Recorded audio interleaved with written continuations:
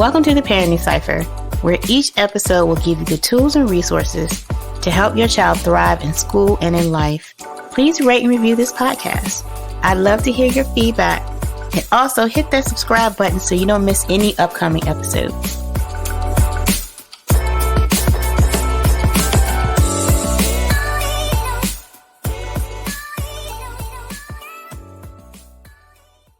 This is the second season of the show, and I'd like to say to those who have been with us from the beginning, welcome back. And for those who are new to the show, welcome to the Parenting Cipher.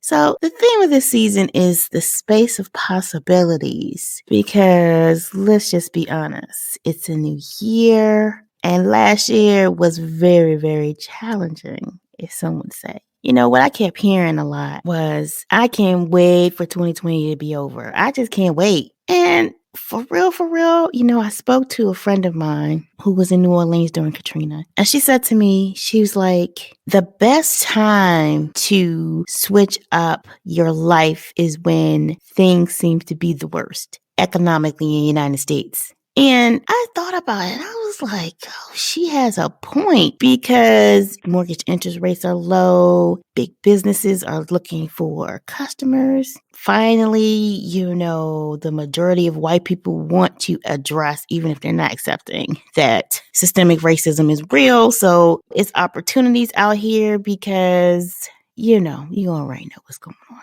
So I thought to myself, you know what? It's crazy out here, but I'm going to make this a yes for me. So a friend of mine said to me, like, how have you been doing? And I told her, I said, oh man, I'm out here making fertilizer out of ish. That's what I'm doing right now. And, you know, that's what this upcoming year is. It's like a space of possibilities. How are we going to turn this thing around? And that has been I don't say my calling, but it's something that I love to do, even in my darkest moment. My given name is Lateefa. So funny. My given name is Lateefa, and Genie is a nickname given to me by my brother from another mother who I met in college. And one day he was standing there, he was like, yo, I'm going to call you Genie because, first of all, you always standing around with your arms crossed across your chest, which is like so real. But he was like, you just be sitting there, and he was like, you be quiet, but you listen. And as we're talking and people talking about what they want to make happen, like you make it happen. Like you are the genie because you make things happen. And that is one of the things that when I started my journey into authorship and entrepreneurship, is my goal is to help people make things happen for themselves. I like to do the research.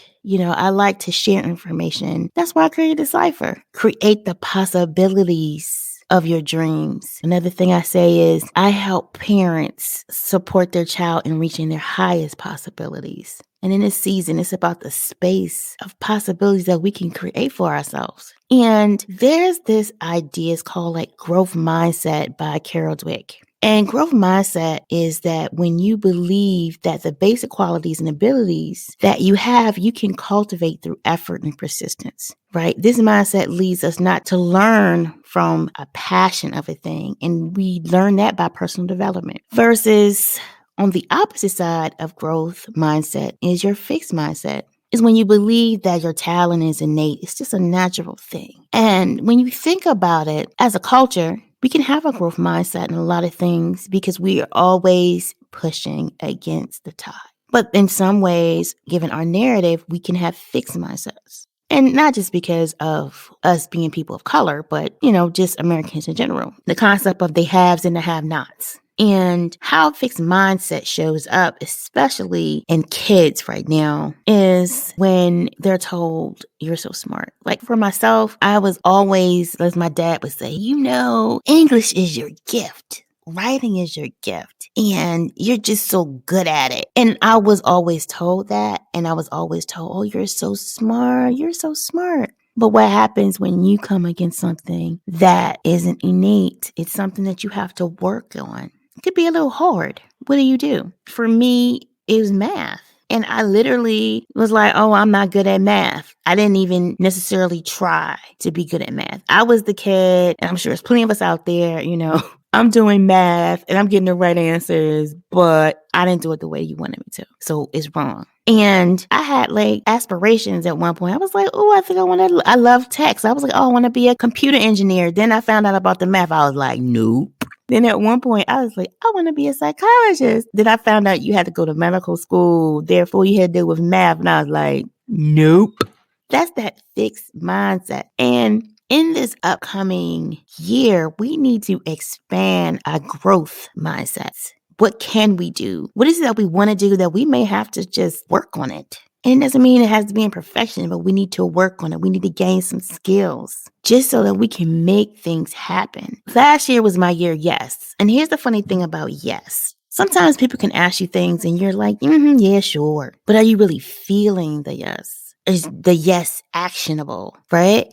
And I decided that I was going to take advantage of the chaos and say yes in all things and actually follow through. So, we're out here, we're giving away money for small businesses. Okay, yes, let me go ahead and fill out this form because I have everything to gain and nothing to lose. That's the key. My grandmother used to say that. My mom says that all the time. You don't have nothing to lose, everything to gain. But even though you know that, you can still be scared. You can be so attached to the idea of no, where it's like, oh, I'm being rejected. But you're not being rejected. It's not a rejection. It's just a no. So go ahead out there and get these, whatever you want. You decide you think you want to get a new house, get a new house. You want to fix your credit, go talk to the budgetnista, go look at her stuff. It's free. That's what I did, to be honest. I refied my house. I was like, let me really do what Tiffany's talking about. And it's that concept that everything is possible in the midst of chaos. It doesn't all have to be terrible. Needless to say, this whole pandemic has touched us all surprisingly in terrible ways, heartbreaking ways. But if you're listening, you're still here. So take the opportunity and create your next possibilities. And since the Parenting Cipher, we are about ourselves as parents, but we're also about these kids out here. So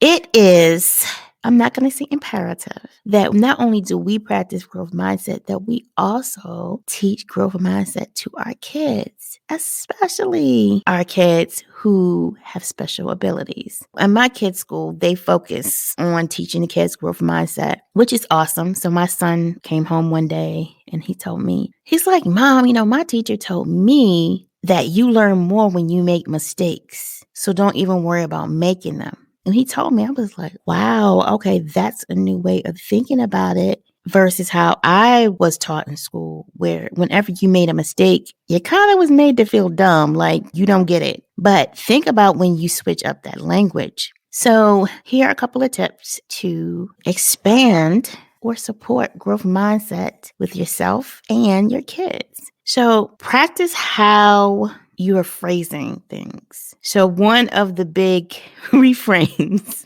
is when you tell your child, you're so smart. Instead, think of saying, you must have really worked hard on that. What made you decide to try that method? Or you did a great job getting an A. Instead of saying like, you are so smart. I like to tell my son, well, I just really appreciate how hard you worked on getting that A. Because when you frame it that way, you're still proud of them, but you're saying you're proud of the hard work that they put forward to get A. And that's what's important, because when they don't get the A, then they know they need to put forth more effort. The other thing that you can do is read books that the characters have to overcome a challenge and develop a strategy. And when you're reading books like that with your child, you can ask them, so what do you think they should do? Do they give up? Do they keep trying?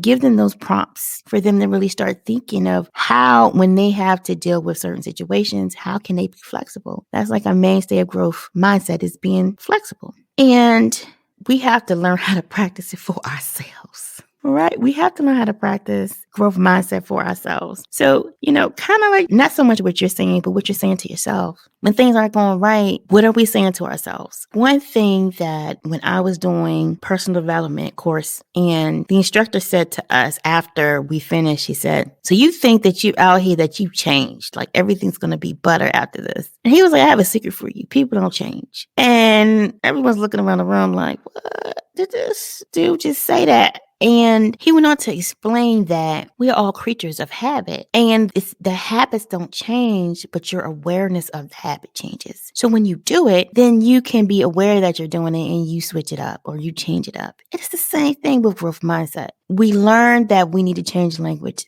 I can't do it. It's just like, okay, I can do it. I just need to do something differently. It's not working. This way is not working. Let me try it another way. This last year was challenging. This new year is a space of opportunity and possibilities. What is that thing that you want? Beyond the kids, like the kids, most definitely given this climate, we want our kids to thrive. And later on this season, of course, we're going to talk about that, but it starts with you. So what is it that you want for yourself this year? What's going to make your year better? And for you to walk around in it and be like, yes, possibilities. So just think about it. And if you want to talk about it some more, let me know. Hit me up on Instagram, the Parenting Cipher.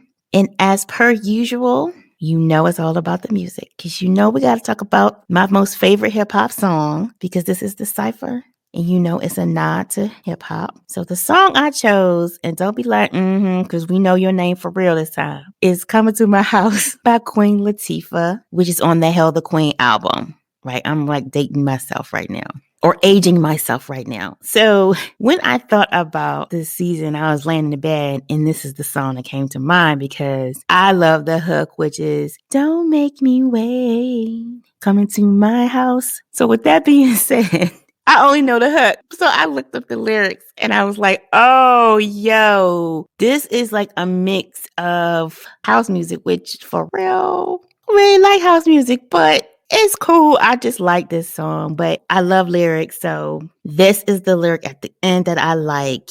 It's my rap that rocks this party. I'm a hijack and jack your body. This is not an erotic interlude. Keep in mind, I move multitudes. The Asiatic black woman, hardcore beat drumming. It's hard to keep a good woman down, so I keep coming. Blow for blow, I take and get some. Still I rise in a civilized wisdom. I hope the lyrical display has you around. It's an open invitation coming to my house. Welcome to the Parenting Cipher, Season 2.